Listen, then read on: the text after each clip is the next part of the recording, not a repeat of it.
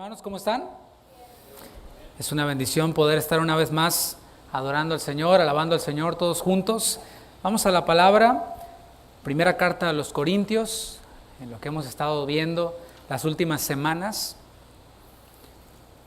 Estamos en el capítulo 7, el título de esta serie que inició hace algunas semanas es El orden de Dios en la iglesia, y hoy vamos a ver el capítulo 7 desde los versículos 18 hasta el 40, pero vamos a tomar como base el versículo 35 y el título de la enseñanza es así: Consejos para glorificar a Dios. ¿Cuántos quieren glorificar a Dios? Bueno, aquí va a haber consejos y también algunos mandamientos. Tomamos como base el versículo 35, dice así: Esto lo digo para vuestro provecho, no para tenderos lazo, sino para lo honesto y decente, y para que sin impedimento os acerquéis al Señor. El apóstol Pablo está respondiendo a preguntas que le han hecho los creyentes en Corinto. Estas preguntas parecen ser preguntas genuinas. ¿Por qué? Porque hay ocasiones en las cuales se hacen preguntas, pero estas preguntas traen una mala intención. Por ejemplo, los fariseos se acercaron en alguna ocasión a Jesús por ahí en el Evangelio de Marcos, capítulo 7, y le dijeron: ¿por qué tus discípulos no andan conforme a la tradición de los ancianos y comen con manos inmundas? Bueno, esa era una pregunta, pero no era una pregunta con buena intención. ¿Alguna vez te han hecho una pregunta así con mala intención? Sí, yo creo que sí, a todos nos la han hecho en algún momento, ¿no? Y aquí esta pregunta parece ser que es una pregunta con buena intención, es una pregunta genuina. De hecho, el deseo de aquellos quienes le están haciendo la pregunta al apóstol Pablo es glorificar a Dios con sus vidas, así como ustedes dijeron al principio de esta enseñanza. Y en este capítulo, el apóstol Pablo habla principalmente acerca del matrimonio. Hemos visto en la enseñanza anterior cómo glorificar a Dios en nuestro matrimonio, y habló acerca de aquellos matrimonios en donde los dos son cristianos. Y les dice, si ustedes quieren glorificar a Dios en su matrimonio, pues lleven su vida matrimonial de manera normal, sin ningún tipo de asunto allí raro, sino en su vida matrimonial normal, glorifiquen a Dios. También habló a los matrimonios mixtos, es decir, en donde uno de los dos cónyuges es incrédulo y el otro es cristiano, y esto por supuesto ya los alcanzó, al creyente ya lo alcanzó casado. No es que se unió en yugo desigual, sino que ya estaban casados cuando se convirtió uno de ellos, y el consejo que les da el apóstol Pablo a ellos para glorificar al Señor en su matrimonio es que no abandonen a su cónyuge incrédulo. Nada de que, no, pues dice la Biblia que me despoje del viejo hombre, y no, nada de eso. Lo que dice el apóstol Pablo a ellos es: miren, ustedes deben de ganarlos para Cristo, a ellos. ¿Cómo? Con la palabra. La única forma en la que alguien puede llegar a la salvación, puede llegar a ser salvo, es por medio de la palabra, pero siempre esa palabra ha de ir respaldada por nuestro testimonio, porque puedes tener el mejor mensaje, el mejor discurso, pero si en tu casa eres el creyente, ¿verdad? Y en tu casa no respaldas lo que predicas con tu vida, bueno, pues se derrumba todo, ¿no?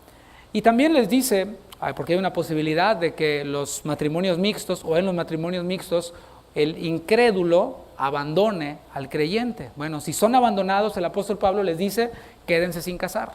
¿Por qué? Porque existe la probabilidad de que su cónyuge que les abandonó pueda arrepentirse de sus pecados, pueda creer en Cristo y volver y reconciliarse. Pero, dice Pablo también, si el que le abandona, pues se une a otra persona y se vuelve imposible que haya una reconciliación, porque la otra parte ya hizo su vida, ya tiene otro matrimonio y otro, y hijos y más hijos, pues ya es difícil, casi imposible, el poder volver, ¿no? Si ya está unido a otra parte. Por eso Pablo les dice: miren, si el incrédulo que les abandonó rehace su vida y ya se hace imposible, bueno, a paz nos llamó Dios, no lo pueden obligar a que vuelva. Y dentro de este capítulo toca también el tema de la soltería. ¿Cuántos solteros hay aquí? Solteros, o sea, es decir, no casados. Bueno, el apóstol Pablo considera la soltería como algo honroso, siempre y cuando aquel quien va a permanecer soltero haya recibido el don de continencia, es decir, el dominio propio para no caer en tentación si es que no está casado, ¿no? Vamos a ver el versículo 17 y de ahí en adelante. Dice así: pero cada uno como el Señor le repartió, y como Dios llamó a cada uno, así haga. Acuérdate que nos vamos deteniendo y vamos explicando, ¿no? Hasta aquí podríamos concluir que el estado civil en que nosotros, cada uno de nosotros nos encontramos, ha sido un don de Dios. O sea, si tú estás soltero ahora, tómalo como un regalo de Dios. Si tú estás casado, tómalo como un regalo de Dios. Ahora, si tu estado es indefinido, es decir, juntado, como dicen por ahí, arrejuntado, como se dice por ahí, bueno, eso obviamente no es un don de Dios porque va en contra de la palabra. O si alguien nos ve y está casado con alguien de su mismo sexo, bueno, eso tampoco puede decir que es un don de Dios porque va en contra del diseño original. Así que nosotros, yéndonos a lo normal, podemos y debemos glorificar a Dios desde donde Dios nos llamó. Dice Pablo, continúa diciendo después del punto y coma, esto ordeno en todas las iglesias, lo leo completo el texto, pero cada uno como el Señor le repartió y como Dios llamó a cada uno, así haga, esto ordeno en todas las iglesias. Y aquí podemos ver la autoridad, diga autoridad, la autoridad del apóstol Pablo. Esa palabra ordeno es la palabra diatazo y significa, fíjate bien, poner en orden. Dice Pablo, esto es para poner orden en todas las iglesias, o sea, nada de querer abandonar a tu cónyuge, nada de quererte apresurar para casarte, nada más porque hay que casarse, sino que hay que traer un orden, y es que en la iglesia debe de haber orden, y esto lo estamos viendo, toda esta serie trata de esto. El apóstol Pablo le dijo a Timoteo, para que sepas cómo debes conducirte en la casa de Dios, que es columna y baluarte de la verdad. Es decir, la iglesia no es un club en donde cada quien entra y sale y hace lo que le da su gana. Y ¿saben qué? Pues complázcanme y si no, me voy al otro changarro y me llevo mi negocio a otro lado. No, de eso no se trata. De eso no se trata esto. Debe de haber un orden. Y Pablo era un apóstol de Jesucristo por voluntad de Dios, como dice él mismo en la Escritura. Yo soy apóstol de Jesucristo por voluntad de Dios y no por voluntad de hombre, ni siquiera por su propia voluntad. Pablo no eligió ser apóstol, Pablo no se inscribió a un curso de apóstoles y recibió su título para ser apóstol, tampoco le compró el apostolado a alguien por allí, la cobertura, como se dice por allí, a alguien. Pablo iba de hecho en camino a Damasco a perseguir a los cristianos, a arrastrarlos y a matarlos, y allí se encontró con el Señor Jesucristo, quien le dijo, hey, ve, allá se te va a decir lo que debes de hacer. Le dijo un lugar específico y una persona específica fue quien le dijo qué es lo que Dios tenía para su vida, qué es lo que Jesús tenía para con su vida. Así que él era un apóstol de Jesucristo y había recibido esta autoridad de parte de Dios para poner orden en la iglesia. Es decir, aquí podemos ver que no cualquiera en la iglesia puede tratar de poner orden. Cada uno somos responsables de ordenar nuestras vidas, pero hay algunos a quienes el Señor les delega autoridad para que pongan orden. ¿Sí queda claro eso? Esto, como lo repito, puede a lo mejor chocar con algunas de nuestras costumbres, de nuestros paradigmas, de la iglesia de donde venimos, etcétera. Pero lo que nosotros queremos hacer es apegarnos a la palabra. ¿Usted quiere eso? Yo también.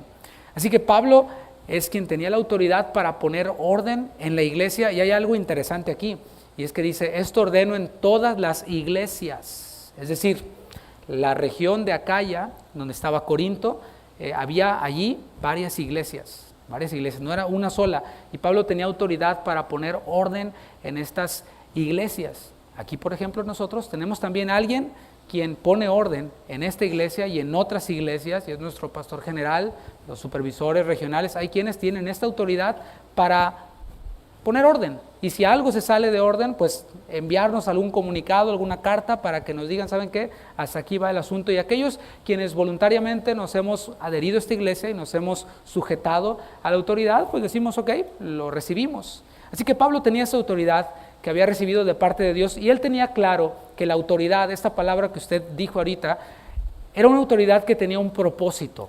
Es decir, no es como en el mundo. En el mundo se adquiere autoridad y se adquiere poder para enseñorearse de las otras personas, para cumplir con agendas personales, para cumplir con objetivos propios. Es decir, aquel quien se postula para presidente, por ejemplo, o para alcalde o juez, qué sé yo, esa persona busca esa posición. De hecho, hasta se promueve en una campaña, pretende gustarle a la gente, y cuando están en campaña los políticos hasta van a la iglesia, ¿verdad? Hasta van a la iglesia ahí para que oren por ellos y hasta ya, etcétera, ¿no? Hacen su campaña porque están tratando de atraer personas para que les den un voto. Pero el ministerio, en este caso el apostolado o el pastorado o cualquier otro de los ministerios, no es de campaña. No es de que vamos a votar aquí para ver quién va a ser el presidente de los jóvenes y a ver quién vota por el hermanito Panchito, y ahí están los que votan y ahí están los que no, y después a los 2 años lo sacamos y metemos a otro. Bueno, no, esto no tiene ni nada que ver con política, sino es un llamado de Dios. Y esta autoridad tiene un propósito. El propósito lo vemos en 2 Corintios capítulo 13, versículo 10. No está funcionando el proyector, pero me voy a quedar ahí en 1 Corintios 7, se lo prometo. Solo vamos a ver 2 Corintios 13, versículo 10, para que veamos cuál es el propósito de esta autoridad que el Señor delega a algunos dentro de la iglesia. Dice 2 Corintios 13, 10. Cuando ya lo tenga, diga, ya lo tengo. Por esto os escribo, está escribiendo Pablo, estando ausente, para no usar de severidad cuando esté presente, conforme a la autoridad que ¿quién le dio? Que el Señor me ha dado, y ahí viene el propósito, para edificación y no para destrucción. Hoy en día, mis hermanos, nadie tiene el mismo nivel de autoridad que tenía el apóstol Pablo o que tuvieron los demás apóstoles. Si tú te preguntabas acerca de este asunto y este tema controversial, ¿hay apóstoles todavía el día de hoy, etcétera? Bueno, como los 12 apóstoles, ya no hay. ¿Por qué? Porque ellos tenían la autoridad de escribir cosas inspiradas por Dios que se quedan aquí en la Biblia, pero nadie hoy en día tiene eso, porque la palabra, el canon está cerrado y cualquiera que le añada o cualquiera que le quite, pues está bajo maldición. En ese sentido, no hay apóstoles. Lo que sí vemos nosotros es en sí misma la palabra apóstol es un enviado. Así que en ese caso podríamos decir que los misioneros son apóstoles. ¿Por qué? Porque son enviados a predicar en otros lugares, a plantar iglesias, etcétera, pero nada que ver con los apóstoles de la Biblia. Así que como Pablo, nadie hoy tiene esta misma autoridad. Pero Dios, sin embargo, sigue delegando autoridad en la iglesia. Y esto lo hace sobre hombres imperfectos. No viene aquí a pastorearles un ángel o a enseñarles un ángel, un ser así sobrenatural, sino que somos seres humanos. Es más, el mismo Pablo, de quien acabo de decir que no hay nadie con la misma autoridad que tenía Pablo o los demás apóstoles, el mismo Pablo era humano y él decía: miserable de mí, ¿quién me librará de este cuerpo de muerte? Él mismo se reconocía imperfecto y pecador, y el Señor delega autoridad sobre personas, hombres imperfectos. Pero el objetivo de estos hombres imperfectos, de también que le está hablando aquí, sigue siendo el mismo que era el propósito de Pablo, el objetivo de Pablo, que era edificar. Que haya orden en la iglesia y que haya edificación, porque si no hay orden, no puede haber edificación en los creyentes. Por ejemplo, si estuviéramos en el tiempo de alabanza y adoración y no hubiera orden y cada quien estuviera saltando y gritando y como dice por ahí, dándole libertad al espíritu, ¿no? Parándose en la silla y temblando y haciendo todo la chiripiorca ahí, todo este asunto, pues ya como que nadie puede ser edificado, ¿no? Porque tú estás tratando de adorar a Dios, de cantar con el entendimiento, como dice la palabra, y ahí tienes a la hermanita de la hablando ahí, gritando, y etcétera, ¿no? Entonces ya no te puedes concentrar, ya no sales edificado. Por eso debe de haber un orden, y eso es solamente un ejemplo, y lo vamos a ver más adelante dentro de esta misma carta a los Corintios. Entonces el objetivo de hombres imperfectos a quienes Dios les delega autoridad es que haya orden y que haya edificación. Y esto que yo acabo de decir en esta introducción es esencial. Aquellos quienes estamos como pastores, aquellos quienes están como líderes o diáconos, fueron llamados por Dios, fuimos llamados por Dios. Como miembros de la iglesia, aquellos quienes no tienen este llamado, pero son miembros de la iglesia, es importante que estén abiertos al consejo pastoral, al consejo de liderazgo. ¿A qué me refiero con estar abiertos para recibir el consejo? Bueno, en primera, a buscar el consejo. Es decir, no estamos diciendo no te muevas si no preguntas primero al pastor. O como en otras iglesias, le voy a pedir permiso al pastor para irme de vacaciones. No, o sea, no soy tu papá, ni los líderes son tus papás o tus tíos, abuelos, nada. No, estamos hablando de un consejo bíblico. ¿Cuándo se pide un consejo bíblico? Yo te sugeriría cuando vayas a tomar una decisión importante en tu vida, una decisión crucial en tu vida, como un nuevo trabajo, como el embarcarte en una relación que tiene futuro para casarse, que todas deben de ser así, ¿no? Una decisión importante en la vida siempre es bueno. Primeramente preguntarle a Dios en la comunión con Dios. ¿Cómo me va a decir Dios? No se trata, como hemos dicho, nada más de orar y decir, Señor, pues yo quiero hacer esto en nombre de Jesús, amén, ya oré, y te le das. No. El Señor, esto es lo que yo tengo en mis planes. Entonces vas a la palabra y buscas en la palabra y el Señor te va a responder en su palabra. Y a lo mejor dices, es que ya leí y todavía no me dice el Señor. Síguele y ora, dobla rodilla, abre la Biblia, dobla rodilla, abre la Biblia y el Señor te va a hablar en su palabra. Es en el único lugar en donde el Señor habla. A lo mejor el Señor te puede hablar en un sueño, sí, pero lo que el Señor te habló en el sueño tiene que tener respaldo en la palabra. Nunca el Señor te va a mandar a hacer algo ni por sueño, ni por visión, ni por profecía, por medio de alguien que vaya en contra de la palabra. Por ahí hay personas quienes han dicho, no, es que a mí el Señor me habló y me dijo que dejara a mi esposa. Y que pues nada, en aquel tiempo me casé y era muy joven y era muy inexperto y en realidad pues me equivoqué. Pero ahora sí dice el Señor que esta es la buena. Y ahí van, según Dios les dijo, y se toman a otra esposa y así ya llevan como 4 o 5 matrimonios, varios, diciendo que el Señor les mostró, que el Señor les reveló, etcétera, ¿no? Estoy diciendo que es importante el pedir consejo. Una cosa es pedir un consejo y otra cosa es avisar. Pastor, voy a hacer esto y me voy a ir aquí y allá y voy a comprar esto y aquello. ¿Qué dice el pastor? Perfecto. Pero otra cosa es distinta a decir, pastor, estoy llorando y tengo esta decisión y tengo todavía dudas, etcétera. ¿Cómo ves? Bueno, ahí es diferente. Una cosa es cuando te preguntan y otra cosa es cuando te informan. Son dos cosas diferentes. Si alguien viene, por ejemplo, a mí me informa, a mí le dice, o sea, me está diciendo al informarme que no le interesa mi opinión, nada más quiere que sepa qué es lo que va a hacer.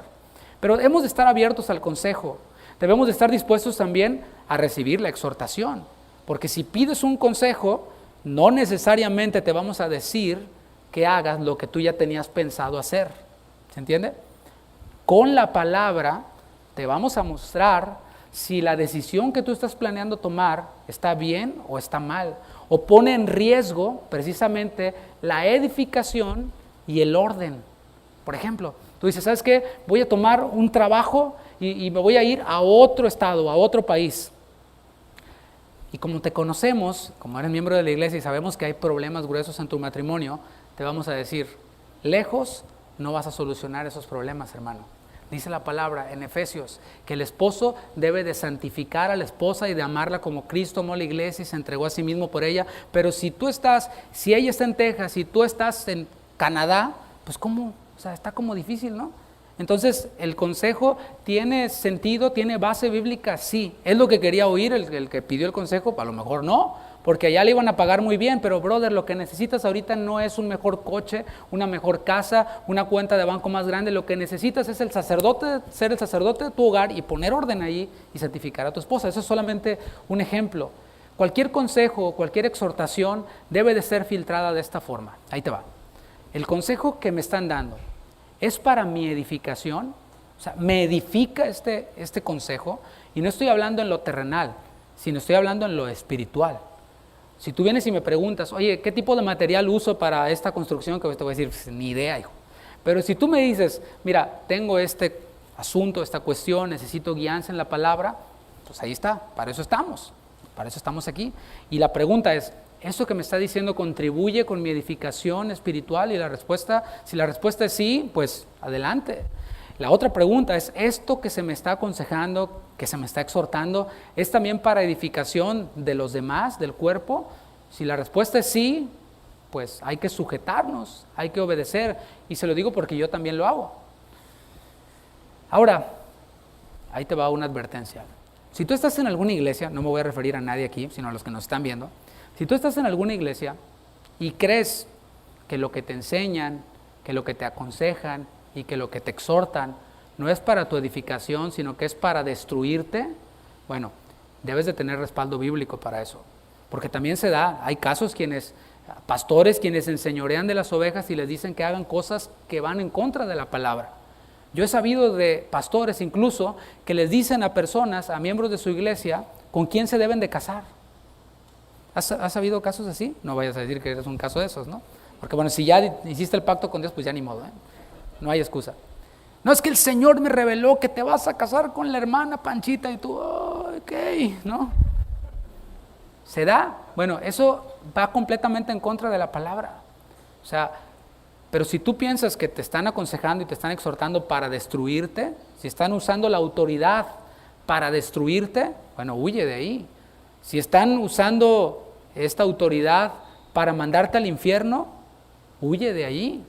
Ahora mismo está en un juicio allá en California un líder espiritual, no cristiano por supuesto, quien usó su autoridad para destruir las vidas de muchas jovencitas y jovencitos, etcétera. Bueno, yo les digo, si alguien me está viendo, si acaso, huyan de ahí, huyan de ahí. Vamos a ver las áreas que cubre el apóstol Pablo en estos consejos a los creyentes para glorificar a Dios. Ellos deseaban glorificar a Dios y vamos a ver qué áreas cubre el apóstol Pablo. Comienza con otras áreas que no tienen que ver con el matrimonio y después va a regresar a tocar el tema del matrimonio. Dice el versículo 18, pregunta, ¿fue llamado alguno siendo circunciso? Quédese circunciso. Déjame te explico rápidamente esto. Cuando vimos el libro de los Hechos, vimos que Pablo llegó de Atenas a la región de Acaya, precisamente a Corinto, y cuando llegó empezó a predicar en la sinagoga. Eso es lo que hacía siempre. En la sinagoga pues había judíos, pero también había otros quienes no eran de procedencia judía, pero que se habían vuelto a la religión del judaísmo. A eso se les llamaba prosélitos. Tenían que pasar por toda una serie como de pruebas y etcétera, y los hacían que se circuncidaran para entonces recibirlos en la comunidad judía. Entonces Pablo comienza ahí a predicar en Corinto y algunos se convirtieron, dice en Hechos 18:14 que persuadía tanto a judíos como a griegos. Estos griegos y también los judíos se habían convertido, pero ya tenían en su cuerpo la circuncisión. No tengo que dar detalles de eso. En ese tiempo, y para los judíos, tiene que ver con algo religioso, esta cirugía, que hoy en nuestro contexto tiene otros usos y otras aplicaciones, pero esto era un contexto religioso. Entonces el asunto era de que aquellos quienes se habían convertido y tenían la circuncisión, preguntaban y decían, oye, entonces, ¿cómo le hago? A lo mejor tú te convertiste y estás lleno de tatuajes, traes tatuajes por todos lados, ¿no? Estamos, dijo el otro.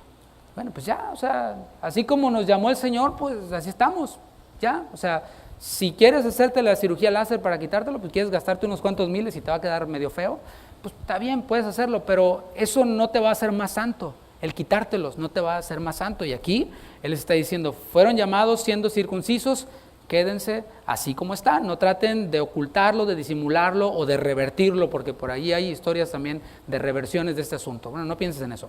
Continúa hablando y dice, fue llamado alguno siendo incircunciso, o sea, no tenía la circuncisión, no se circuncide. ¿Por qué lo dice? Si lo dice es porque es importante. Porque en toda su carrera como apóstol, el apóstol Pablo tuvo que batallar con un grupo quienes eran los judaizantes. Sobre todo la carta a los Gálatas está muy enfocada en eso.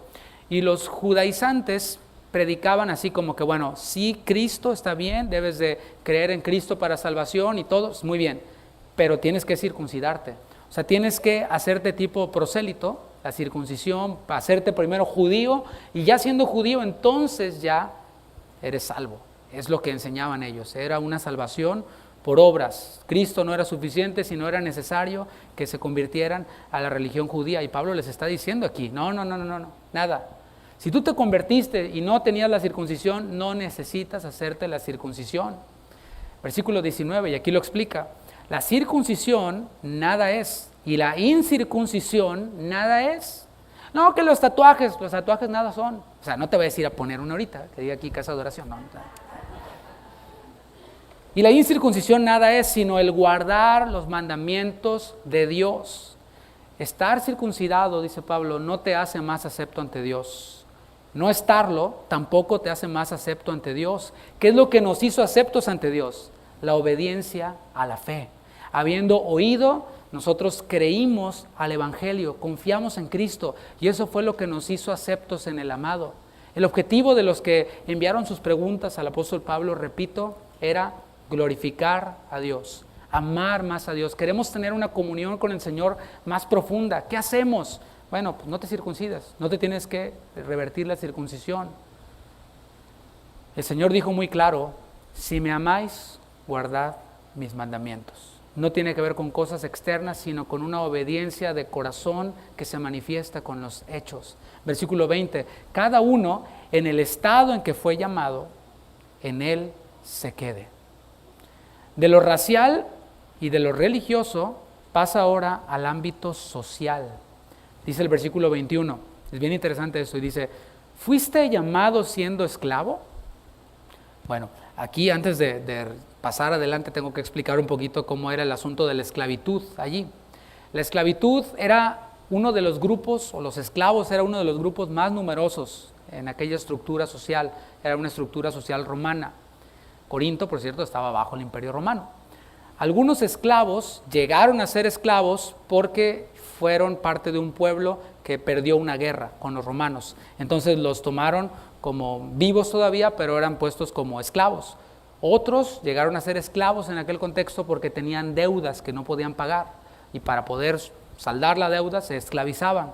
Otros eran esclavos porque habían sido abandonados por sus padres. Resulta que alguien tenía un hijo no deseado, pues no había aborto en ese entonces. ¿Qué hacían? Lo ponían en los templos paganos, allá abandonaban al bebé con la esperanza de que alguien los adoptara, pero nunca pasaba esa adopción. Lo que hacían era que los tomaban como esclavos.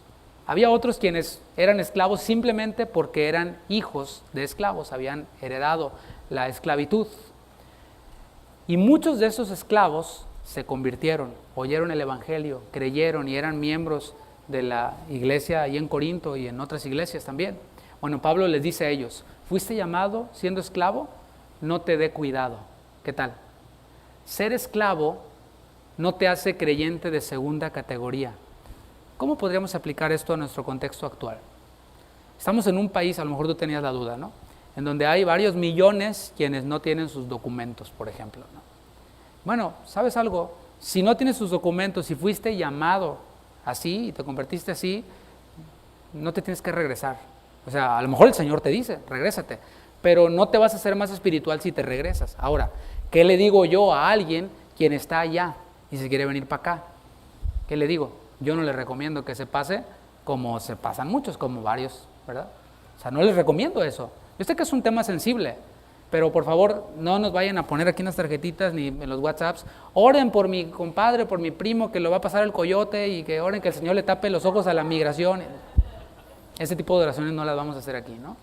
Nosotros le diríamos a ese creyente quien está allá, confía en el Señor.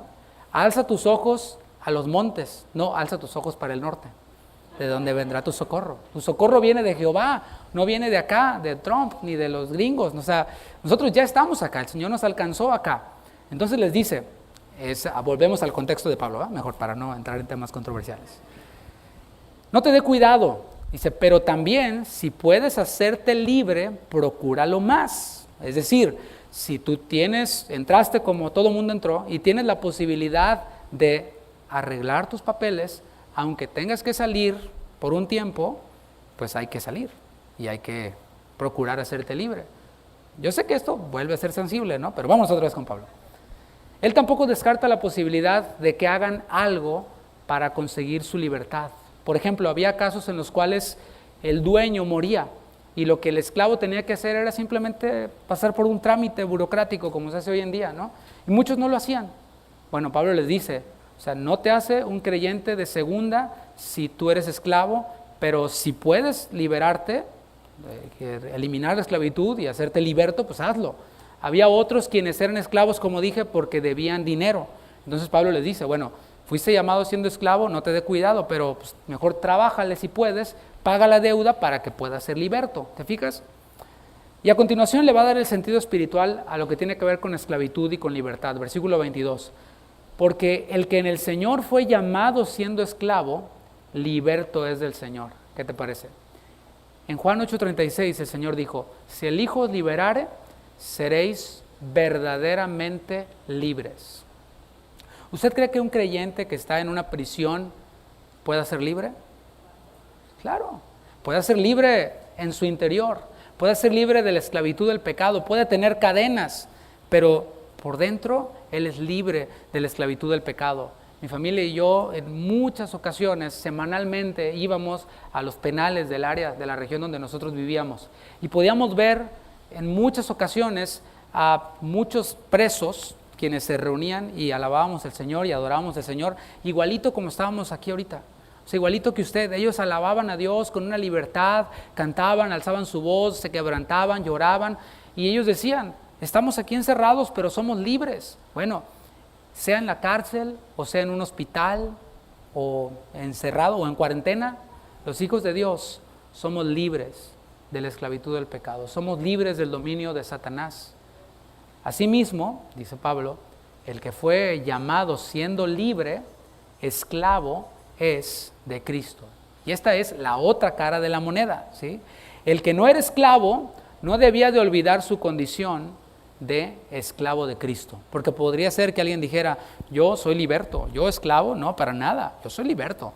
Sí, pero no olvides, le dice Pablo, que somos esclavos de Cristo.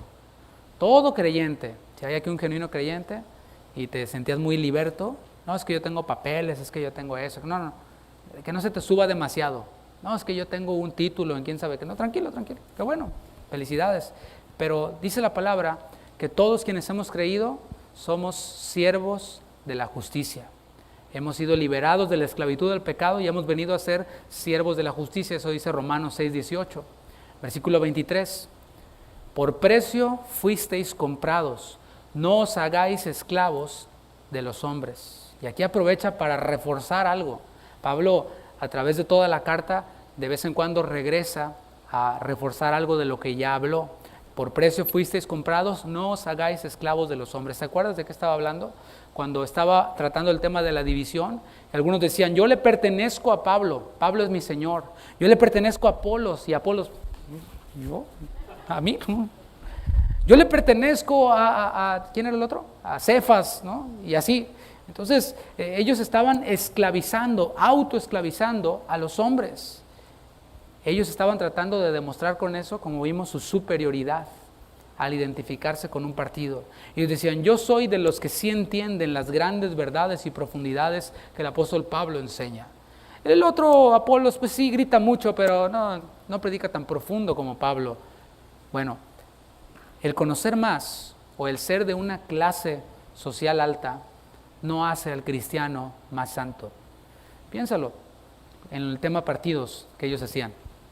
Pablo, oye, imagínate, era alumno de Gamaliel, había sido fariseo de fariseos, circuncidado al 8º día. Bueno, tenía un currículum tremendo, ¿no? Y Pedro, pescador. Entonces estaban los que eran más así como raza, que le iban a Pedro, ¿no? Y estaban los que eran más pispiris nice, que le iban a Pablo o a Apolos, porque Apolos venía de Alejandría, de Egipto, pues, tú sabes, ¿no? Todavía más grueso, ¿no? Pero el conocer más, el tener más preparación, el ser de una clase social más alta, no hace al cristiano más santo. Hay quienes enseñan esto. ¿Sabes qué? Si tú tienes mucho dinero, si tú estás prosperado, si tú eres rico, eres empresario y triunfador, entonces eres más espiritual. Tú eres pobre, estás en pecado. No tienes la bendición de Dios. Yo sí tengo el favor de Dios porque yo lo declaro sobre mi vida, etcétera, ¿no? Pero bueno, Pablo derriba esto aquí, versículo 24. Cada uno, hermanos, en el estado en que fue llamado, así permanezca para con Dios. Así, esclavo o liberto, circuncidado o sin circuncisión, así permanezca para con Dios. Desde esta premisa, ahora el apóstol Pablo va a retomar el tema del matrimonio. La premisa, ¿cuál es? Es esta. Glorificar a Dios no depende de una cultura específica, no depende de una clase social específica, ni tampoco depende de un estado civil específico. Podemos y debemos glorificar a Dios desde donde estamos. Esa es la premisa.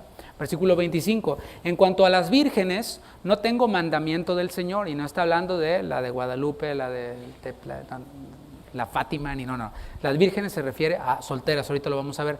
No tengo mandamiento del Señor, mas doy mi parecer, como quien ha alcanzado misericordia del Señor para ser fiel. La palabra vírgenes que vemos aquí viene del griego partenos y se usa para referirse a una mujer que no ha conocido varón, pero también se traduce como célibe, por tanto se le puede aplicar tanto a mujer como a varón. Pablo dice, no tengo mandamiento del Señor, esto es, no tiene una referencia explícita. Es decir, Jesús durante su ministerio terrenal no dio un mandamiento o no tocó este tema específico de las mujeres o de los varones quienes permanecieron célibes. No vemos esto de manera explícita. Ahora, quiero aclarar que Pablo no está diciendo, esto que voy a hablar ahora no es inspirado por Dios. Si está aquí, todo es inspirado por Dios. Aunque Pablo está diciendo, no tengo mandamiento del Señor, no quiere decir que lo esté diciendo por su cuenta o sin inspiración divina.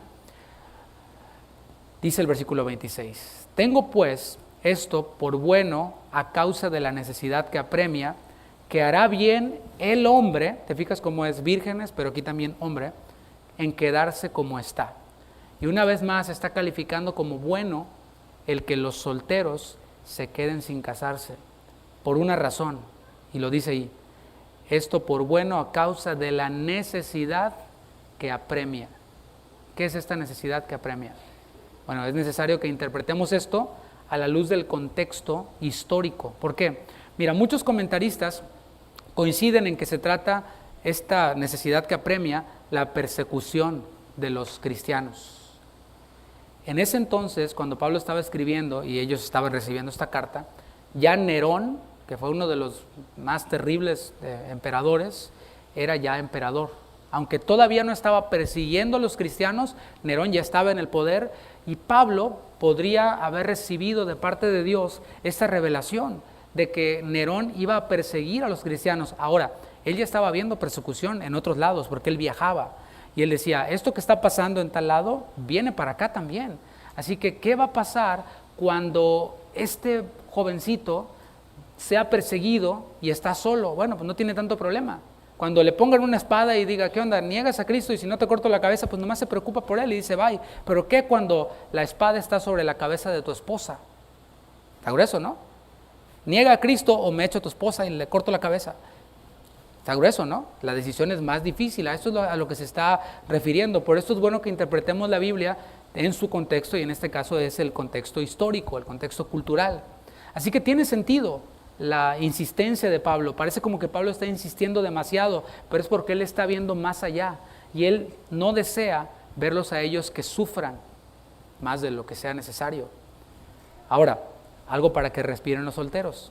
Nosotros no estamos en ese contexto, o sea, no hay persecución ahora, así que no estamos en ese contexto, no hay problema. Esta necesidad que apremia, de la que habla Pablo, podría generar dos reacciones. O sea, cuando ellos escuchaban esto, esta necesidad que apremia es la persecución que va a venir, muchos van a perder sus vidas, van a matar a sus familias, etc. Las dos reacciones que podría producir eran estas. Una, que se reavivara la idea de abandonar el matrimonio. Aquellos quienes estaban casados, decir, no, pues mejor para evitar persecución nos separamos, tú te vas y te escondes por allá en las montañas y yo me quedo acá a enfrentar la persecución. Bueno, Pablo no pretendía esto. La otra reacción que podría generar era que alguien se apresurase a casarse y dijera, ¡y ya viene el Señor! Porque persecución habla de que ya viene el Señor, entonces es que yo no me he casado, auxilio, ¿no? Así que ir a apresurarse para casarse, no se hagan, a lo mejor así pensaron algunos, ¿verdad? No, pues ya Israel firmó el tratado de paz, ya viene el Señor y yo no me he casado, ¿no? Señor, espérate tantito que me case, algunos oran así, ¿no? Bueno, y aquí el apóstol Pablo enfrenta estas dos posibilidades, estas dos reacciones. Versículo 27, ¿estás ligado a mujer? No procures desligarte o soltarte. ¿Estás libre de mujer? No procures casarte. Esta palabra procurar es la palabra seteo, con Z. Y aquí transmite la idea de andar desesperadamente buscando algo, ¿sí? Es la idea que nos transmite esta palabra procurar. Hay quienes su estado civil no es soltero ni casado, sino es como león rugiente buscando a quien devorar, ¿sí? Entonces, y es la idea que nos transmite, estás ligado a mujer, no procures soltarte, estás libre de mujer, no andes como león rugiente buscando con quién casarte, provocando este asunto. ¿Sabes qué? El Señor va a acomodar las circunstancias. Tampoco digo que esperes a que te caiga del cielo, o sea, si hay una parte activa que uno tiene, pero hay quienes se pasan de activos y andan de iglesia en iglesia por todos lados y en Facebook y en todo y se suscriben a todos los tipos de aplicaciones para conseguir novio y cross cristianos y quién sabe qué. No, tranquilo. Dice, estás libre de mujer, no procures desesperadamente casarte. En el contexto histórico de Pablo y de los corintios, no era recomendable casarse, en ese contexto histórico y cultural. Sin embargo, fíjate bien lo interesante acá, si alguien no atendía particularmente a este consejo, no se estaba revelando a Dios. Pablo les dice, por la necesidad que apremia, sería mejor que no se casaran. Pero si alguien decía, no, pues yo ya tenía a mi prometida, ya nos vamos a casar, bueno, y se casaba, no estaba rebelándose contra Dios. Y es lo que dice el versículo 28, mas también si te casas, no pecas. Y los solteros dicen, gloria a Dios, ¿verdad? Porque no estamos bajo este contexto y porque además el casarse nunca ha sido pecado, si es en el Señor. Y si la doncella se casa, no peca, y las hermanitas también dicen, gloria a Dios. El matrimonio, como hemos visto, es el estado normal del hombre. Y no todos tampoco tienen el don de continencia. Entonces, por este doble motivo, pues no podría decirse que es pecado casarse, ¿no? Y continúa, pero los tales tendrán aflicción de la carne. O sea, los que se casan, los que no atienden a este consejo y se casan, no pecan, pero tendrán aflicción de la carne en ese contexto, ¿eh? Y yo os la quisiera evitar. No es para que digan los casados, amén, aflicción de la carne. No. El matrimonio es una bendición. El que haya esposa, haya el bien. Y si no le están pasando bien en el matrimonio, humildad. Los dos, apliquen humildad, creyentes, compórtense como cristianos y van a ver cómo el matrimonio se vuelve una bendición. No que es todo perfecto, pero se vuelve una bendición. Y lo es en realidad. Los tales tendrán aflicción de la carne, dice Pablo, y yo os la quisiera evitar. Esta aflicción tiene que ver con circunstancias externas, con persecución. Si hubiera ahora mismo persecución aquí en América, una pareja cristiana, un matrimonio cristiano, ¿sabes qué? Sí van a padecer en su carne, pero esto es algo externo y no interno. La insistencia de Pablo tiene que ver con el deseo de un padre espiritual. ¿Te acuerdas que les dijo? Ustedes pueden tener muchos maestros, muchos ayos, pero solo un padre, porque yo los engendré a ustedes espiritualmente. Yo llegué ahí a Corinto, prediqué el evangelio, ustedes se convirtieron, se bautizaron, estuve con ustedes por 1 año y medio y partí, yo los engendré. Y este amor de haberlos engendrado espiritualmente se manifestaba aquí. Les dice, no es que yo les quiera evitar que se casen, nomás porque sí, sino porque veo esta necesidad que apremia y no quiero verlos sufrir todavía más de lo que esta vida trae ya. La siguiente sección va dirigida a todos los hermanos, ya sin importar su estado civil. Versículo 29. Pero esto digo, hermanos, que el tiempo es corto. Y esto afirma la hipótesis de que esta necesidad que apremia tiene que ver con los tiempos finales. A los Efesios también les hizo una advertencia similar.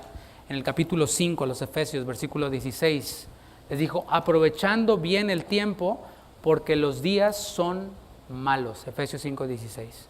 O sea, tanto a los corintios como a los efesios les hizo una advertencia semejante.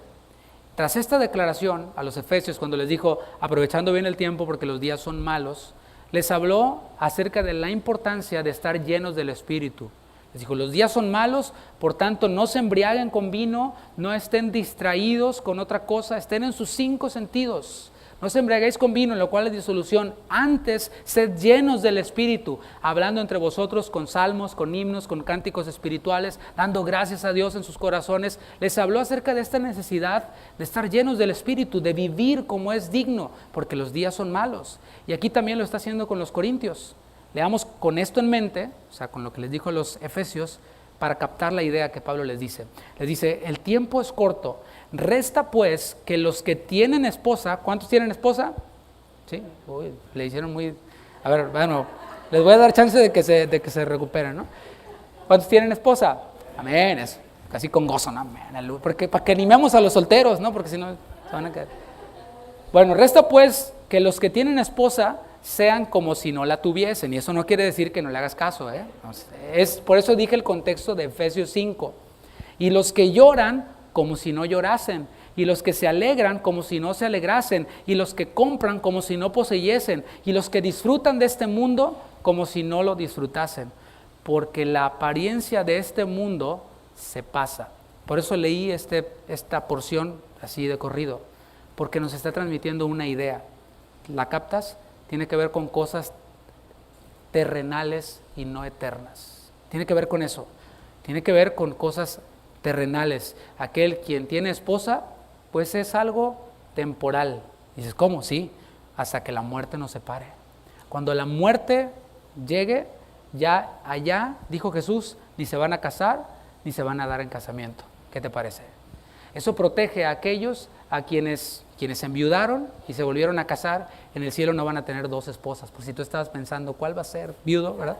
¿Cuál va a ser, Señor, verdad? No podremos como juntar lo mejor de las dos. No, sácate esas ideas de tu cabeza. Dice, los que tienen esposa como si no la tuvieran. Los que lloran, porque el llanto también es algo terrenal, es propio de esta vida, pero ya no habrá llanto, no habrá tristeza, no habrá dolor. Los que se alegran como si no se alegrasen, porque esta alegría de este mundo es una alegría pasajera, ¿cierto? O sea, ahorita estamos todos alegres porque ya arreglaron el aire acondicionado, ¿verdad? Aleluya. Pero esta alegría es pasajera, tampoco allá habrá calor, estaremos en perfecta temperatura. Dice, y los que compran como si no poseyesen, y los que disfrutan de este mundo como si no lo disfrutasen, porque la apariencia de este mundo pasa. El Señor dijo en Mateo 6:33, Sermón del Monte, les dijo, mas buscad primeramente el reino de Dios y su justicia, y todas estas cosas os serán añadidas. El Señor les dijo, miren, los gentiles son los que buscan estas cosas. Los gentiles son los que se estresan por qué voy a comer, qué me voy a poner de ropa, con qué me voy a vestir, con quién me voy a casar. Los gentiles piensan solamente en eso. Y cuando lo consiguen se dan cuenta de que no les llenó. Después lo que viene y lo que viene y lo que viene y son insaciables. Aquella mujer samaritana ya tenía ¿cuántos? Y el que tenía no era su marido. Así que la exhortación para nosotros es vivamos con la esperanza de que Cristo va a volver por nosotros en cualquier momento. Es bueno que estudiemos la Biblia, es bueno que estudiemos todo el consejo de Dios, pero ¿sabes algo? Todo lo que tiene que ver con profecías, con el Apocalipsis, ciertamente está allí, pero ¿sabes a qué es a lo que nos lleva la idea de que el Señor va a volver? Pues a que nos santifiquemos más. O sea, no se trata entonces de ver cuántos callos tiene el anticristo y todo este asunto. Al final, si el Señor va a volver, porque va a volver, y es así, pues que nos encuentre ocupados haciendo su obra, ¿no? Que nos encuentre comunión con Él. Entonces, pues allí se resume todo, allí nos tiene que llevar todos, porque si nos clavamos en eso, nos desviamos y nos empezamos a distraer. Pero el Señor nos anima a que vivamos con la esperanza de que Él vuelve. Yo vengo pronto, y la iglesia dice, amén, ven Señor. De esta forma, pensando en que el Señor va a volver, vamos a estar menos arraigados en este mundo. En este mundo, dice el apóstol Pedro, que somos peregrinos y extranjeros. Pero a veces nos portamos como que aquí está todo. ¿Se acuerdan que hablamos de los epicúreos el domingo? Bueno, ellos pensaban que aquí acababa todo. Ellos, por eso su filosofía era así, la vida es una y hay que vivirla, y todo lo que te da placer es bueno y todo lo que te hace sufrir es malo, porque ellos pensaban que cuando acababa la vida se apagaba el switch, se apagaban las luces y adiós. Pero nosotros no creemos eso. Nosotros creemos que hay resurrección porque Cristo resucitó, y cuando nosotros muramos, dice la palabra, que llega el momento, el Señor va a rehacer este cuerpo, y va a ser un cuerpo incorruptible, por supuesto, y vamos a estar en gloria con Él. Así que hay una vida eterna. Por esto, al ver la eternidad, nuestra vida, ¿qué viene a ser? Viene a ser corta. Por eso la palabra dice, porque esta breve tribulación momentánea produce en nosotros un más excelente peso de gloria. El gozo y el éxito que tengas en esta vida, comparado con la eternidad, es mínimo. El sufrimiento que tengamos en esta vida, por más largo que sea en esta vida, comparado y en perspectiva con la eternidad, se queda corto. Por esto hemos de estar arraigados, no a este mundo, sino esperando y arraigados en el Señor. Versículo 32. Quisiera pues que estuvieseis sin congoja. Y esta frase sin congoja es una sola palabra. Es la palabra amerimnos. Esa palabra merimná es la palabra ansiedad. Es la palabra preocupación. Entonces cuando le ponemos la amerimnos, es sin ansiedad, sin preocupación. Entonces vemos aquí que el propósito de Dios no es que estemos ansiosos, no es que estemos estresados. ¿Y cómo le hago si me estreso? Pues la palabra te dice, no te estreses. ¿Cómo le hago? Sí hay una manera de cómo hacerle, y es profundizando en su palabra, pasando más tiempo en comunión con Él, pensando más en las cosas eternas que en las cosas terrenales. ¿Qué te estresa? ¿Tu trabajo? ¿Sabes qué? Si pasa algo, los de tu trabajo te van a decir, lo siento, señor fulanito, ya no lo necesitamos o ya no podemos pagarle, muchas gracias, bye, adiós. El número 845-23-42 ya no existe. Eres un número para el trabajo, bye. Y todo tu estrés y toda la bilis que dejaste ahí, todo, bye, adiós. Y uno más viene a ocupar tu posición. O simplemente la empresa para la que trabajabas desapareció, etcétera. Entonces, ¿qué nos estresa? ¿El trabajo? Bueno, veamos las cosas eternas. ¿Qué nos estresa? La familia, el dinero, etcétera. Si vemos a la eternidad, se nos quita el estrés. Esa es la solución para el estrés. Y no es la voluntad del Señor que estemos en merimna, en ansiedad, en preocupación. Pero además, esta palabra merimna, ¿sabes qué es? ¿Cómo se traduce? Como distracción.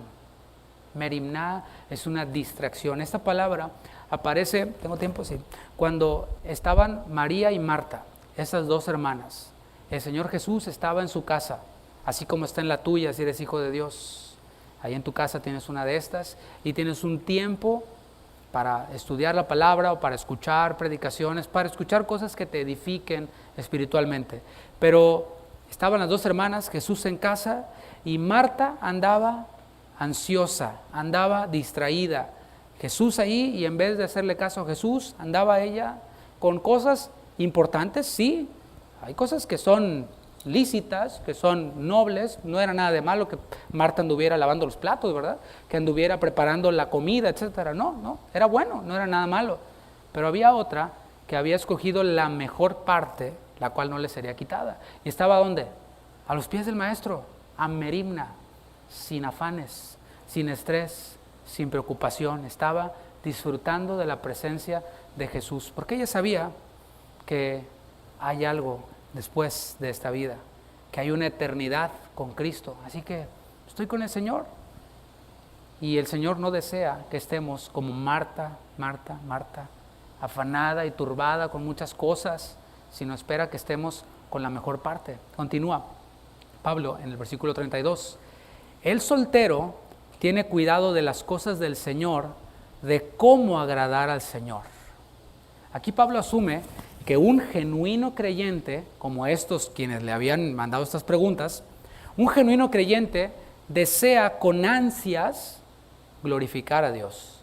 Está ansioso por glorificar a Dios, por amar a Dios, por tener una devoción mayor con el Señor. Dice también aquí, en el versículo que estamos leyendo, dice, tiene cuidado de las cosas del Señor, de cómo agradar al Señor, porque también el soltero tiene menos preocupaciones, ¿verdad? No tiene una esposa que alimentar, no tiene hijos que mantener, pues está soltero, ve por él mismo. Así que tiene menos afanes que un casado y tiene más tiempo disponible. Versículo 33. Pero el casado tiene cuidado de las cosas del mundo, de cómo agradar a su mujer.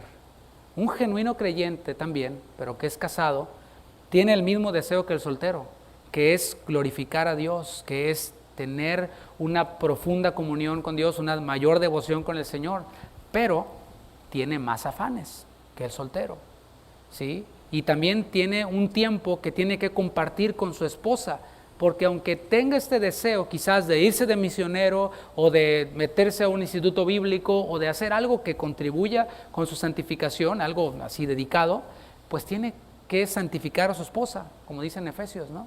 Tiene que amar a su esposa como Cristo amó a la iglesia, se entregó a sí mismo por ella, purificarla en el lavamiento del agua por la palabra, etcétera, ¿no? Entonces tiene tiempo que tiene que compartir para sustentar, para cuidar a su esposa, cosa que el soltero no. Y lo mismo con las mujeres. Ahora dice en el versículo 34, hay asimismo diferencia entre la casada y la doncella. La doncella tiene cuidado de las cosas del Señor para ser santa, así en cuerpo como en espíritu. Las creyentes solteras pueden decir, tengo más tiempo para dedicar al Señor que una casada. O sea, No es, ay, yo soy soltera, estoy infeliz, ¿cómo quisiera estar casada? No, velo como una bendición, un don de Dios, porque tienes más tiempo disponible para servir al Señor que una casada. Pero la casada tiene cuidado de las cosas del mundo, de cómo agradar a su marido. Las creyentes casadas tienen menos tiempo para servir al Señor. ¿Por qué? Porque tienen la responsabilidad de agradar a sus maridos, de sujetarse a sus maridos. Por ningún lado, hermanos, vemos en la Biblia que se mande a las casadas a que descuiden a sus maridos para servir al Señor. Se ha dado también los casos en los cuales, no, hermano, usted aquí sirva al Señor, y le llenan de actividades a la hermanita, ¿verdad? Porque cocina muy bien, o porque etcétera, etcétera, etcétera, y es eficiente. Y generalmente los que son eficientes sirviendo al Señor en algo, pues se les delega más responsabilidad. Y a los que no son confiables, pues menos. O sea, no es tampoco cuestión de favoritismos, es cuestión de eficiencia y santidad. Y se ve, ¿no? La hermana que le echa ganas y todo, entonces se le delega. Y, ay, pastor, es que tengo que atender a mi esposo. No, ya deje al incrédulo de su marido, no le haga caso, etcétera, ¿no? No, por ningún lado vemos que la Biblia respalda eso, lo hemos visto ya, ¿no? Versículo 35. Esto lo digo para vuestro provecho, no para tenderos lazo, sino para lo honesto y decente, y para que sin impedimento os acerquéis al Señor. Déjame te lo leo en la Nueva Traducción Viviente. Les digo esto para su propio beneficio, no para imponerles restricciones.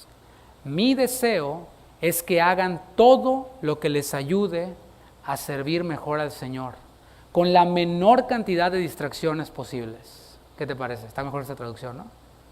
Al principio de esta enseñanza vimos que la autoridad de Pablo era ¿para qué? Para edificación. Y la autoridad de cualquier hombre quien ha recibido autoridad de parte de Dios es para edificación y no para destrucción. Y todos estos consejos que Pablo está dando, algunos son consejos, otros son mandamientos, no llevan el propósito de dañar a los hermanos. Pablo tiene que decírselos, hermanos, yo no pretendo hacerles daño con todo esto. Yo lo que pretendo es que ustedes puedan glorificar mejor a Dios, que puedan servir mejor al Señor con la menor cantidad de distracciones posibles. Todos estos consejos entonces son respuesta a lo que ellos mismos habían preguntado, expresando este deseo de glorificar a Dios. ¿Cómo podemos glorificar al Señor de una mejor manera? Y Pablo les da todos estos consejos. Y yo creo que cuando ellos recibieron esos consejos, estaban así como que, porque tenían sus ideas, ¿no? Bueno, entonces Pablo les dice, no crean que es para restringirlos, para dañarlos, sino es para que ustedes puedan glorificar a Dios. Y aquí es en donde el deseo de los corintios y el deseo de Pablo se unen. Por eso dice la palabra, ¿andarán dos juntos si no estuvieran de acuerdo? La respuesta es no. ¿Por qué muchos creyentes truenan en una iglesia y se van de una iglesia? Puede haber muchas razones, pero una puede ser que no están de acuerdo, ¿sí? El pastor y los ancianos quieren glorificar a Dios y que todos los demás glorifiquen a Dios, y el otro quiere otra cosa. A lo mejor ni él mismo sabe lo que quiere, pero glorificar a Dios no. Entonces, ¿qué pasa? Que no pueden andar dos juntos porque no están de acuerdo, pero cuando el deseo, si su deseo es glorificar a Dios, mi deseo también lo es, cuando se une, hay este consejo, hay esta exhortación que incluye todo esto que vimos, varias áreas, incluido el matrimonio, etcétera. Bueno, ahí entonces podemos unirnos y podemos funcionar como un cuerpo saludable. De eso se trata. Por eso la iglesia ha de predicar la palabra tal y como es. Tal y como es, y no solo predicarla, sino obedecerla. Si nosotros, por ejemplo, hablamos de disciplina en la iglesia, es solo un ejemplo, y no la practicamos, pues no tiene sentido, ¿no? O sea, enseñamos lo que dice la Biblia y lo creemos y lo practicamos. Y así la santidad y así todo lo que nosotros enseñemos. Lo único que Pablo hace es ayudarles para quitar cualquier estorbo en su objetivo de servir al Señor. ¿Ustedes quieren servir al Señor? Sí, ok. Ahí les van los mandamientos, ahí les van los consejos, para que ustedes puedan ir quitando estorbos de su vida para servir al Señor. Si un pastor, un líder aquí te dice, hermano, esto en tu vida te está estorbando para servir al Señor, te está estorbando para glorificar al Señor, ¿qué vas a hacer? Ay, ¿por qué se quieren señorear de mí? A ver qué se trae. No, No, mira, el hermano, el pastor o el líder o quien sea, no gana nada con que tú dejes ese hábito. No gana nada. O sea, seguimos comiendo, ¿verdad?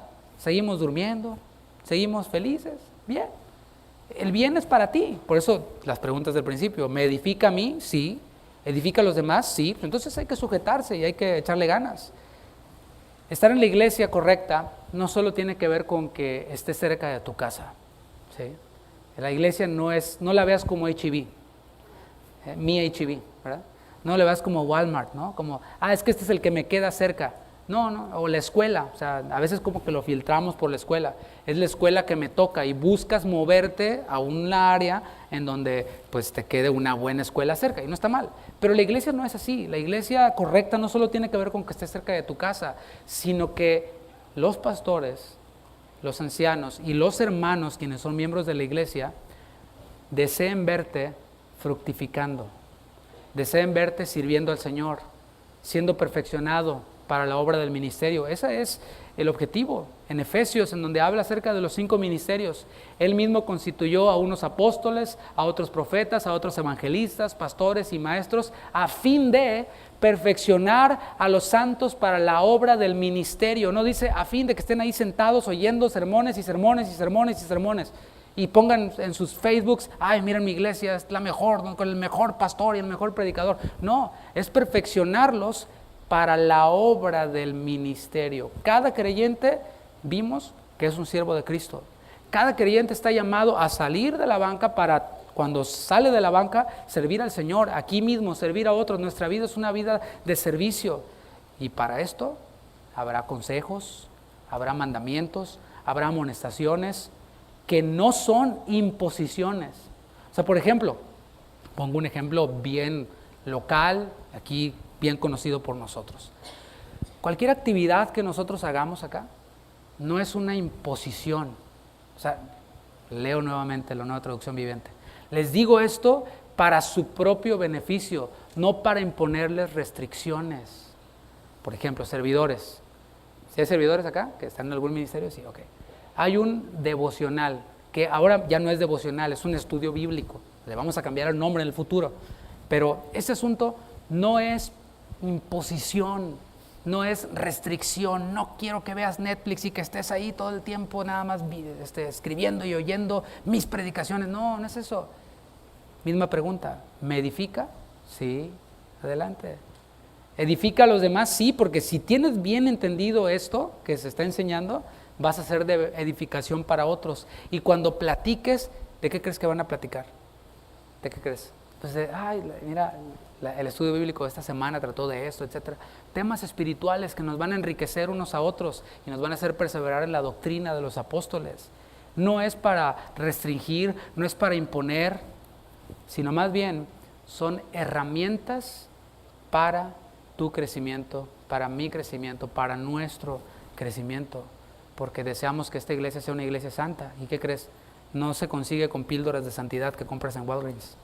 Me da, o en la carnicería, me da 3 kilos de santidad y si te los guisas ahí bien, bueno fuera, ¿no? Pero la santidad se obtiene en la palabra. Su palabra es verdad, es la única que nos santifica. Santifícalos en tu verdad, tu palabra es verdad. Así que si tu objetivo realmente, no nada más de palabra, realmente es glorificar a Dios, cualquier tipo de herramienta que la iglesia presente y te brinde, estamos preparando otros estudios bíblicos, estamos preparando otros cursos y en diferentes formatos. ¿Para qué? Para darles más herramientas a ustedes. ¿Son imposiciones? No, si tú lo ves así, no tienes el mismo objetivo. El que tiene este objetivo de glorificar a Dios, cuando le dan una herramienta, dice, wow, véngase. ¿Qué te parece? Estás trabajando en algo, tú que trabajas en la construcción, y estás batallando ahí y viene alguien y te da la herramienta perfecta, ¿no? Que encaja y que te hace la vida más fácil, el trabajo más sencillo, más mejor, como dijo aquel, ¿no? ¿Qué dices? Gracias. No dices, pues ¿qué te trae? No, lo agradeces, ¿no? Bueno, si tu objetivo realmente es glorificar a Dios, cualquier herramienta de estas las vas a recibir con gozo. Versículo 36. Pero si alguno piensa que es impropio para su hija virgen que pase ya de edad, y es necesario que así sea, dije propio, es impropio, haga lo que quiera, no peca, que se case. Estos ya son consejos finales para los padres. Pero el que está firme en su corazón, sin tener necesidad, sino que es dueño de su propia voluntad y ha resuelto en su corazón guardar a su hija virgen, bien hace. De manera que el que da en casamiento, hace bien, y el que no la da en casamiento, hace mejor. Bueno, en este contexto cultural también, un padre o un tutor que permitía que su hija envejeciera sin casarse, era mal visto, era desacreditado, no era propio que un padre tuviera a su hija ya mayor y que no se hubiera casado. Bueno, a ellos Pablo les está diciendo, no está mal si la das en casamiento. También les dicen, no está mal si tú decides guardarla así como está, no pecas. Y ahora termina con un consejo final o consejos finales para los viudos. La mujer casada está ligada por la ley mientras su marido vive, pero si su marido muere, libre es para casarse con quien quiera, con tal de que sea en el Señor. Aquí podemos ver que el matrimonio, como dije, no es eterno, ¿te fijas? Sino hasta que la muerte separe a la pareja, no hasta que la migra nos separe, sino hasta que la muerte nos separe. Y esto permite al viudo volverse a casar sin problema, pero debe ser en el Señor, es lo que dice, no os unáis en yugo desigual con los incrédulos, aplica también para los viudos.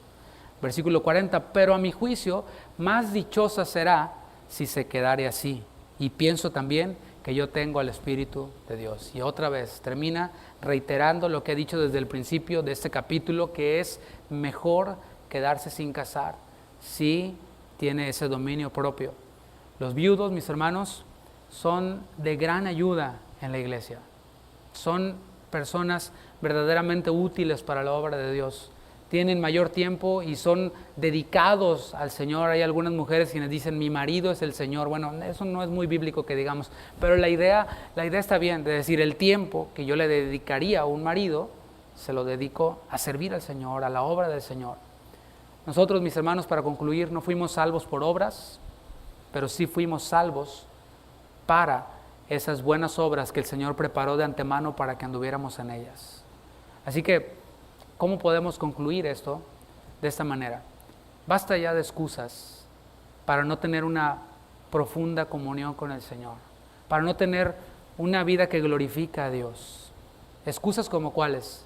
Hay quienes dicen, solteros, no, pues es que yo, pastor, lo veo a usted ahí predicando y su esposa cantada, y cómo me gustaría cuando yo me encuentre una esposa que también cante y yo así también cuando predique, entonces sí voy a glorificar al Señor.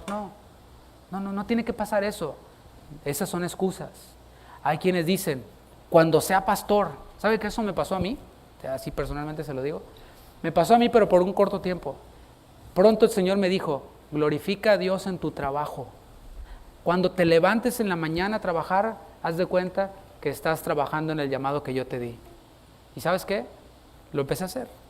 Empecé a hacerlo. Empecé a irme mejor vestido a mi trabajo, a llegar más temprano, a cumplir más con responsabilidades. Y no lo digo con jactancia, sino que yo lo veía como si ya fuera en el ministerio. Entonces el Señor ve la fidelidad, porque el Señor no dice, bueno, pues ahí es un mediocre en el trabajo, entonces ya cuando sea pastor, entonces sí le va a echar ganas. No, eso se transfiere. No, esas son excusas. Hay quienes dicen, ay, pues es que mi esposa, si yo fuera soltero podría servir mejor al Señor, podría glorificar mejor al Señor, podría orar más. No, levántate más temprano y ora más, si deseas eso. Hay quienes dicen, si fuera rico podría contribuir más a la obra del Señor y hacer más para el Señor. Excusas. Hay quienes dicen, si fuera más joven, porque ya ahora ya pues me duele todo, ¿no? Ya entré a la edad de los nuncas. Ay, nunca me había dolido aquí, nunca me había dolido acá, nunca me había dado este calambre. Bueno, y si fuera más joven podría servir más al Señor. Excusas. Así que sírvele ahora. Haz a un lado esas cosas que te estorban. Volviendo a la aplicación local que les daba hace rato. No, es que están los estudios bíblicos, es que es mucho tiempo, es que están muy largas. Excusas, ¿no? ¿Sabes qué? Mira, ¿por qué no empezamos viendo en la palabra que el Señor quiere que nos quitemos distracciones? ¿Por qué no empiezas a identificar distracciones en tu vida? Si quito esta distracción, me da 10 minutos al día para escuchar la enseñanza y dedicarme al estudio bíblico y hacer las notas, etcétera, ¿no? 10 minutos lunes, 10 minutos martes, después hasta el sábado, ¿cuántos minutos son? A ver los matemáticos, el físico que está por ahí. ¿Sí? Son 60 minutos, ¿no? Entonces ya, ahí te alcanza ya más o menos.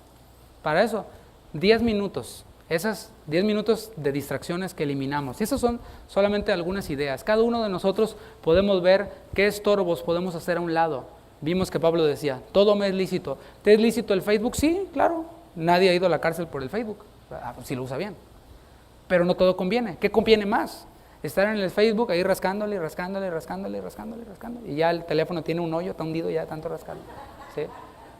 O poner algo que te edifica, o leerte un libro, o un audiolibro, o la Biblia hablada, etc. Así que a lo que nos lleva todo eso es a esa idea de lo eterno, lo que decía Pablo. La necesidad que apremia. El tiempo es corto, los días son malos, el Señor viene. ¿Cuántos lo creen? ¿Cómo nos va a encontrar? Ese es el asunto. ¿Rascándole? O en Netflix, ya te echaste la de Luis Miguel, la del Chapo, la de... ¿sí? Pues yo quiero que me encuentre trabajando para su obra. Yo quiero que me encuentre, no sé, orando, o dándole un consejo a alguno de ustedes, o preparando alguna enseñanza, o cantando con mis hijos, o no sé, que me encuentre ocupado en su obra. Qué pena que me hubiera encontrado, que me encontrara el Señor en algún tipo de cosa vana. No, a lo mejor no pecado, pero vano. Podría haber estado haciendo algo mejor que eso, ¿no? Que nos encuentre con las lámparas encendidas, que nos encuentre trabajando en su reino. Esta iglesia tiene recursos que contribuyen con ese propósito, así que pues es bueno hacer uso de ellos, ¿no? Invito a que se ponga de pie, vamos a orar. Gracias, Señor, por tu palabra, gracias por esta noche maravillosa que nos das de reunirnos y cantarte a ti, adorarte a ti, escuchar tu palabra, escuchar, Señor, que tú nos anhelas celosamente. Tú lo has dicho, y hablando de matrimonio, tu palabra dice que tú nos anhelas celosamente. Nos quieres solo para ti. Perdónanos, Señor, cuando le hemos dado mayor interés a cosas que no contribuyen en nada con el propósito por el cual tú nos salvaste. Nos salvaste para andar en buenas obras. Y cada hermano que está aquí, Señor, ciertamente es nuestra oración que puedan glorificarte a ti. No sabemos cómo tú les vayas a usar, no sabemos cómo tú vayas a llamarles, a enviarles, no sabemos, Señor, pero sí confiamos en que tú tienes un objetivo y tienes un plan para cada uno de nosotros. Dice tu palabra que trazaste un destino para nosotros, para cada uno de nosotros, y ese destino tiene que ver con tu voluntad. Señor, como pastor de esta iglesia, Señor, es mi deseo que cada uno de quienes son parte de ella puedan recibir y tener herramientas dadas por nosotros, además de la que ellos buscan de manera personal, para que puedan cumplir con ese objetivo que es glorificarte, que es tener una devoción más amplia. No nos interesa hacer rallies, hacer jueguitos, concursos de canto o cosas raras, sino que, Señor, lo que queremos es tener cada vez más y más actividades efectivas y más herramientas para que mis hermanos puedan estar ocupados en lo que tiene que ver con tu propósito y con tu obra, con tu gloria. Gracias, Señor, por su disposición, por los oídos que han prestado, por esa inquietud y ese deseo que hay en ellos de glorificarte. Queremos, Señor, nosotros responder a esa necesidad y a ese deseo, y juntamente con ellos glorificarte. Gracias, Señor, por mis hermanos, gracias por esta noche. Sigue escuchando nuestras peticiones, nuestros clamores, y te pedimos, Señor, que también traigas con bien a los pastores Monsiváis que vienen a estar con nosotros el domingo. Guárdales el día de mañana en su viaje y úsales también en Austin, donde están ahora. En el nombre de Jesús, gracias, Señor. Amén. Amén. Mis hermanos, que el Señor les bendiga. Saluda a quien está ahí atrás de usted. Que pase buenas noches.